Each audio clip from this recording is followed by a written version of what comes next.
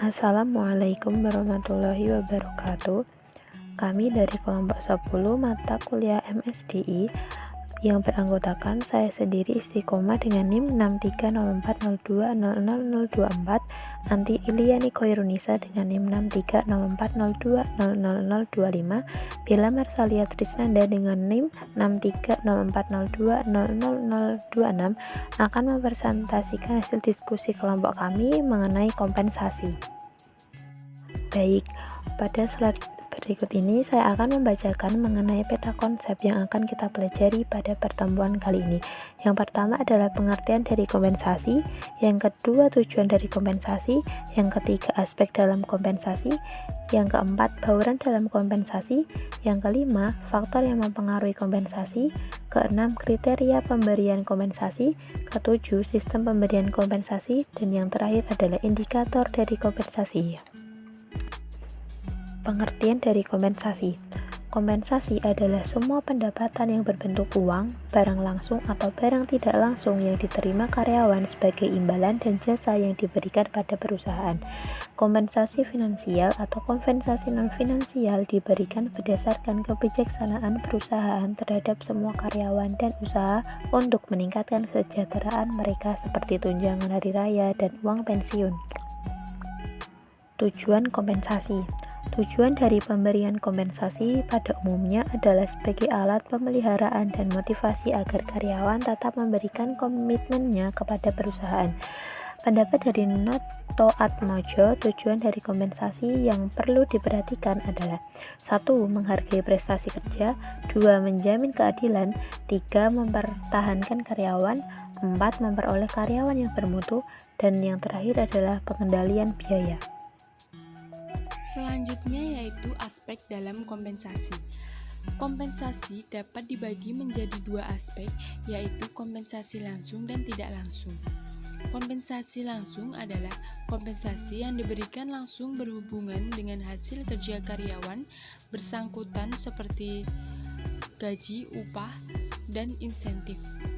Sedangkan kompensasi tidak langsung merupakan kompensasi tambahan yang diberikan berdasarkan kebijakan perusahaan terhadap semua karyawan dalam usaha meningkatkan kesejahteraan para karyawan.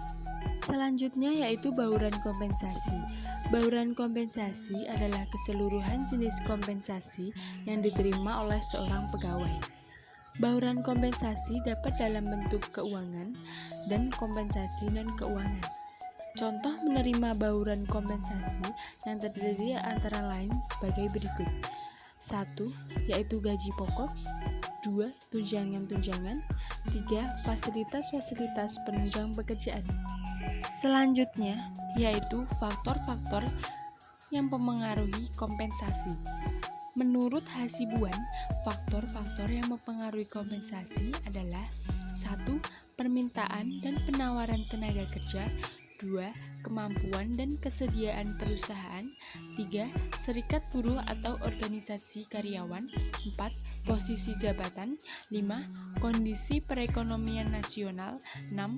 Produktivitas dan kinerja karyawan, 7. Jenis dan sifat pekerjaan, 8. Pendidikan dan pengalaman karyawan. Selanjutnya yaitu kriteria pemberian kompensasi. Beberapa kriteria yang perlu diperhatikan dalam penentuan kompensasi antara lain sebagai berikut. 1. Tingkat biaya hidup. Yang kedua, tingkat kompensasi yang berlaku di perusahaan lain.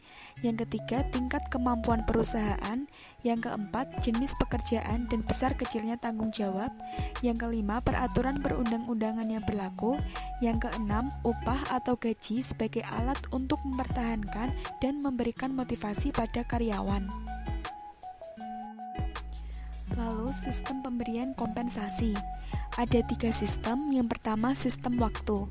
Kebaikan dari sistem waktu dalam memberikan kompensasi adalah mudah dan tetap dalam menentukan besarnya kompensasi karena tidak berdasarkan pada kinerja. Sedangkan keburukannya adalah pekerja yang malas pun akan mendapatkan kompensasi yang setara dengan pekerja yang kinerjanya bagus. Yang kedua, sistem hasil. Kelebihan dari sistem ini adalah membuka peluang besar kepada karyawan untuk meningkatkan kinerjanya, sehingga jika yang dikerjakannya banyak, banyak, maka kompensasi yang diberikannya pun akan besar. Jadi, prinsip keadilan benar-benar diterapkan.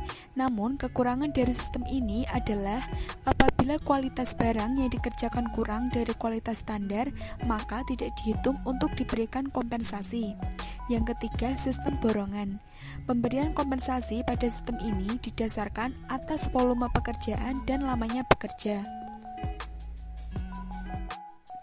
Lalu ada indikator kompensasi. Menurut Shimamura, indikator kompensasi adalah sebagai berikut. 1. Upah dan gaji. 2. Insentif. 3. Tunjangan. 4. Fasilitas. Sekian yang dapat kelompok kami sampaikan, kurang lebihnya mohon maaf. Wassalamualaikum warahmatullahi wabarakatuh.